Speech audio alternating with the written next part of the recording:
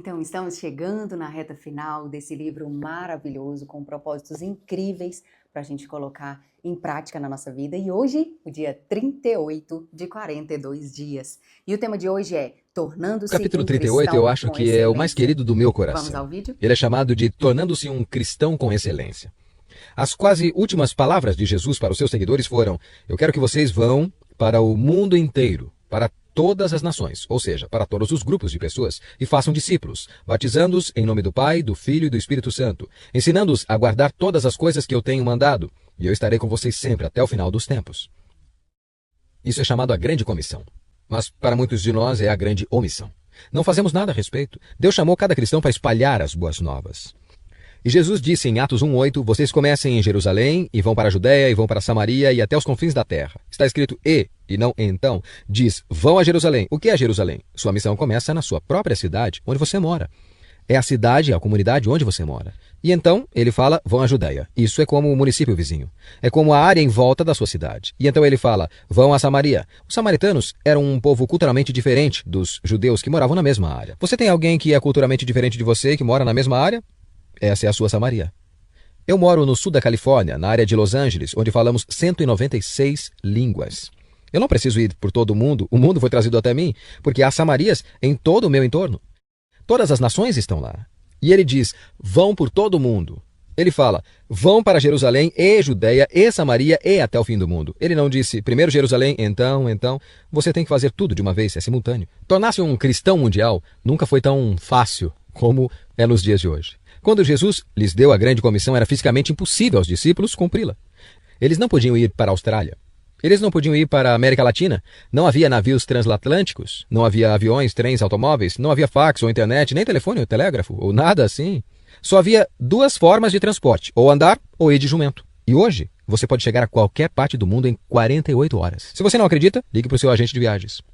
Se eu quiser ir para o topo do Himalaia, ele vai me levar em 48 horas. Você sabe, a igreja de Saddleback, 7 anos atrás, decidiu ser a primeira igreja a ir a todas as nações do mundo e levar o evangelho. Porque nós sabíamos que tínhamos que alcançar todos os grupos de pessoas. Há 195 nações no mundo, 193 são membros da ONU. Só há duas que não são parte da ONU, a Coreia do Norte e a Sérvia. E nos últimos 7 anos, nós enviamos quase 14 mil membros, 13.782 membros da nossa igreja, que foram a todas as 195 nações. Fomos a primeira igreja a ir a todas as nações. É o plano Peace. E eu gostaria que você soubesse um pouco mais sobre isso. Você pode acessar o site peaceplan.com e pegar informações sobre como você pode se tornar um cristão mundial e como a sua igreja pode participar na missão Peace.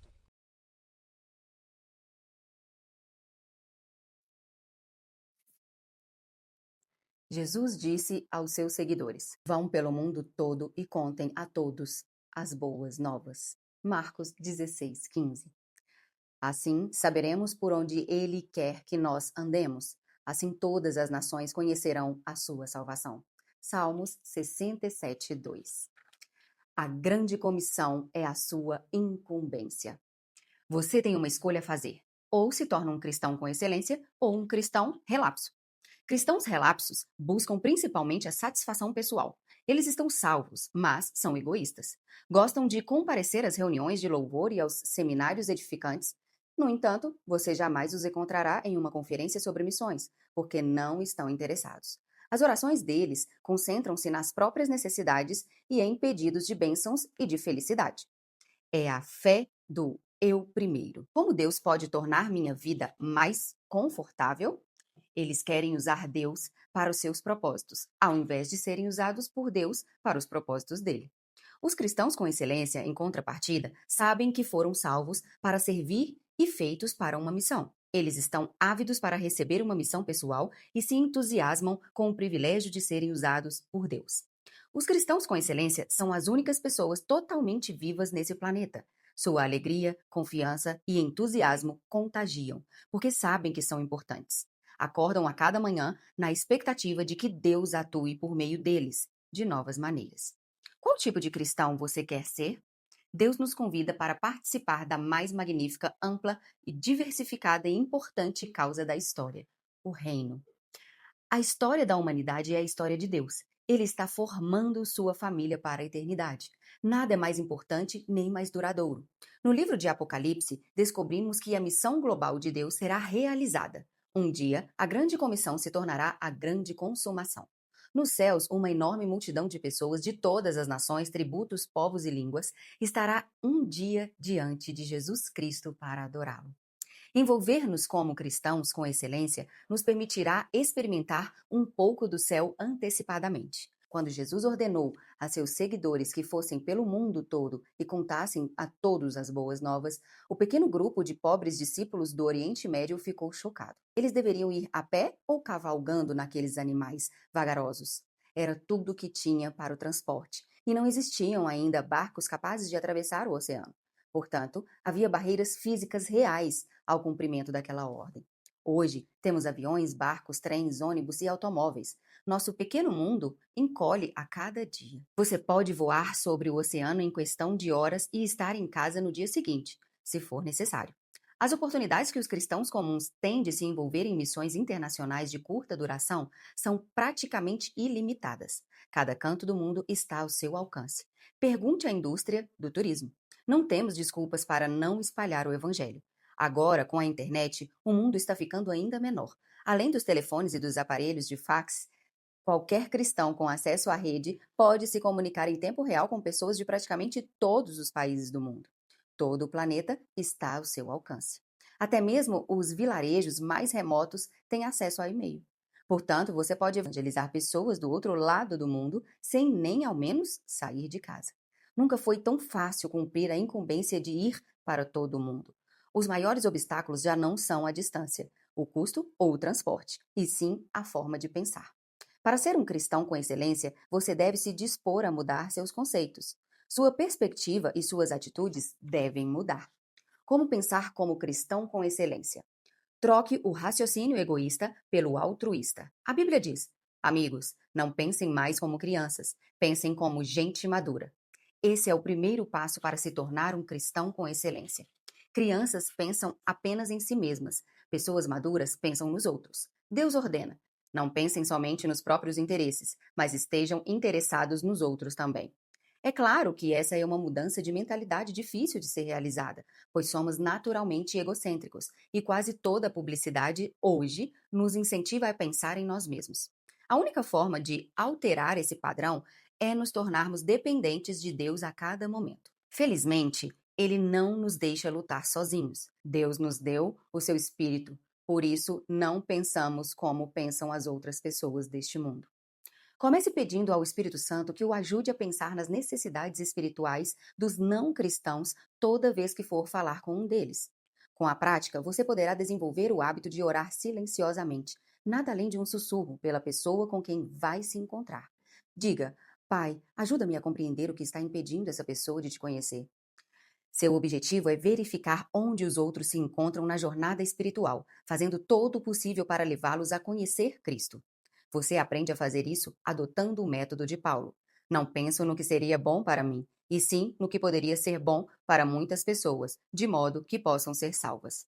Deixe de raciocinar de forma restrita e raciocine de forma global.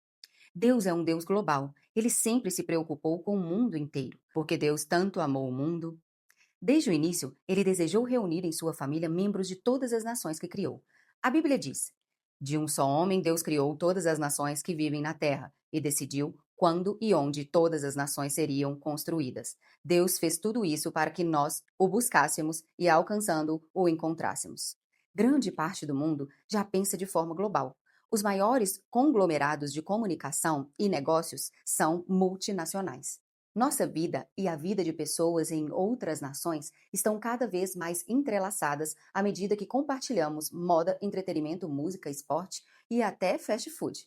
É provável que a maioria das roupas que você está vestindo e parte do que você come hoje em dia foram produzidos em outro país. Estamos mais unidos do que percebemos. Vivemos dias emocionantes. Atualmente, existem mais cristãos que qualquer outra época. Paulo estava certo.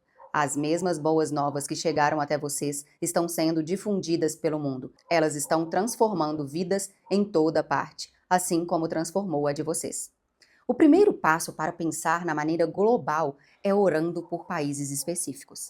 Cristãos com excelência oram pelo mundo. Consiga um atlas ou um mapa e ore pelas nações, citando o nome delas. A Bíblia diz: se você me pedir, eu lhe darei as nações. todos os povos da terra serão seus. A oração é a ferramenta mais importante em sua missão no mundo. As pessoas podem recusar nosso amor ou rejeitar nossa mensagem, mas não têm defesa contra nossas orações. Como um míssil intercontinental, você pode apontar uma oração para o coração de uma pessoa, quer esteja você a 1 metro, quer a 16 mil quilômetros de distância.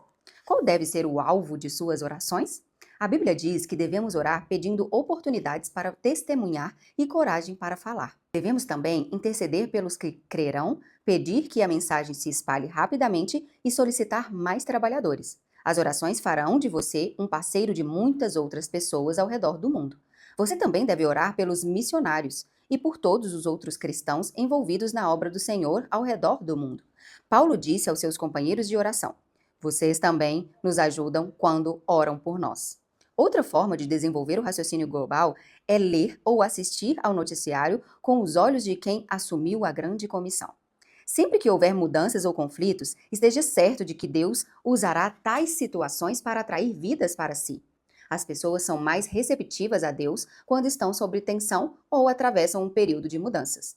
As rápidas e incessantes mudanças que ocorrem hoje no mundo estão preparando, como nunca antes, as pessoas para ouvir as boas novas. A melhor maneira de começar a pensar de modo global é participar de algum projeto missionário de curto prazo em outro país.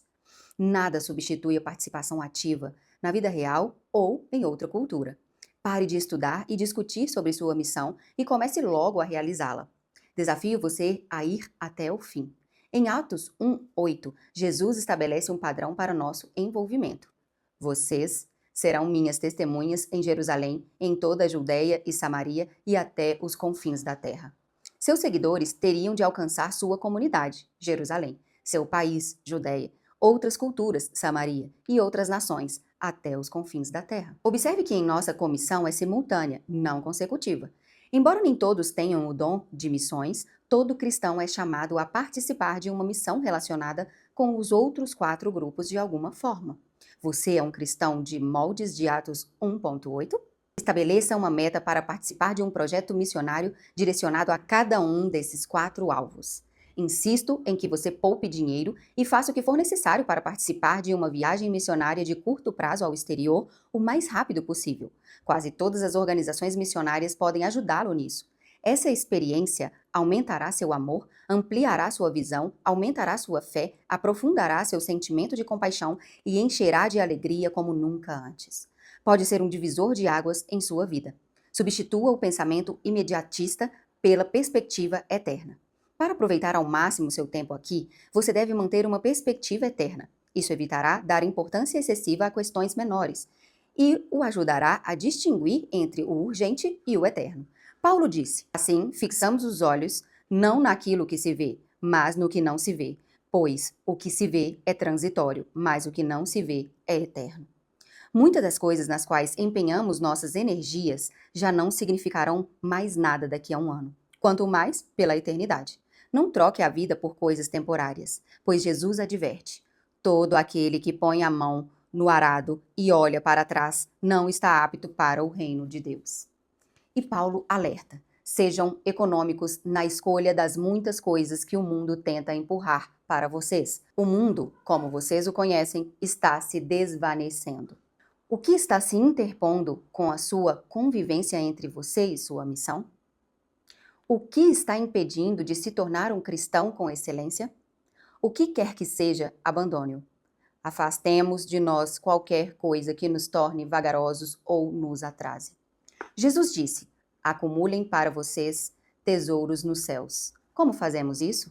Em uma de suas declarações mais incompreendidas, ele disse também: usem a riqueza desse mundo ímpio para ganhar amigos, de forma que quando ela acabar, estes os recebam nas moradas eternas. Jesus não quis dizer que você deve comprar amigos com dinheiro, mas deve usar os recursos que Deus deu a você para levá-los a Cristo.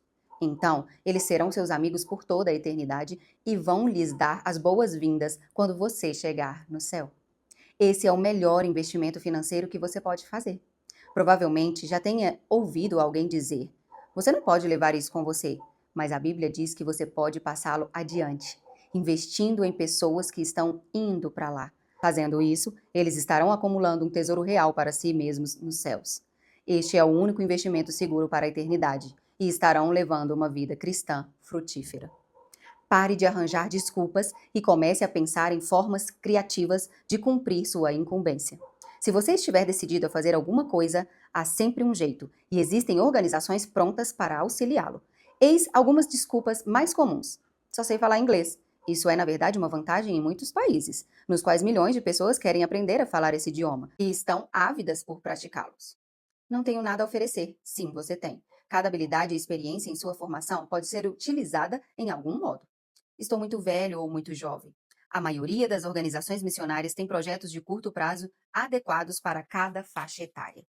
Da mesma forma que Deus rejeitou as desculpas de Sara quando ela disse estar muito velha para que o Senhor a usasse, ele também rejeitou as objeções de Jeremias quando este alegou ser muito jovem. Não diga isso, respondeu o Senhor, pois você tem de ir aonde quer que eu o envie e dizer o que quer que eu diga a você. Não tenha medo do povo, pois eu estarei com você e cuidarei de você. Pode ser que você acredite ser necessário um chamado especial de Deus e esteja esperando alguma sensação ou experiência sobrenatural. O Senhor, porém, já reiterou esse chamado repetidas vezes. Somos todos chamados para cumprir os 5 propósitos de Deus para a nossa vida: adorar, ter comunhão, tornar-se semelhante a Cristo, servir e sair em missão com Deus pelo mundo. Ele não quer usar apenas alguns no meio do seu povo, ele quer usar todos. Somos todos chamados para participar de uma missão para Deus. Ele quer que a igreja inteira leve o evangelho integral ao mundo todo. Muitos cristãos deixaram passar os planos de Deus para a vida deles, porque nem ao menos perguntaram a ele se os queria servindo como missionários em algum lugar. Seja por medo, seja por ignorância, automaticamente fecharam a mente à possibilidade de servir como missionário residente em outra cultura. Se sua tendência é dizer não, reexamine todos os diferentes meios e possibilidades disponíveis. Você vai se surpreender. E ore, perguntando seriamente a Deus o que ele desejará de você nos próximos anos. Milhares de missionários residentes são desesperadamente necessários nesse ponto crítico da história, quando há tantas portas escancaradas como nunca antes. Se quer ser semelhante a Jesus, deve amar o mundo inteiro. Você não pode se dar por satisfeito apenas com a conversão de sua família e de alguns amigos. Existem mais de 6 milhões de pessoas no mundo e Jesus quer encontrar todos os seus filhos perdidos. Ele disse: somente aqueles que põem de lado a sua vida por minha causa e por causa da boa nova é que a salvarão. A grande comissão é a sua incumbência e fazer sua parte é o segredo para uma vida que realmente vale a pena. Dia 38, pensando sobre o meu propósito de vida. Tema para reflexão: a grande comissão é minha incumbência. Versículo para memorizar: assim saberemos por onde ele quer que nós andemos. Assim todas as nações conhecerão a sua salvação. Salmos 67, 2. Pergunta para meditar: que providências posso tomar a fim de me preparar para a experiência de uma missão de curta duração no próximo ano? Medite sobre sua resposta e te vejo no próximo vídeo.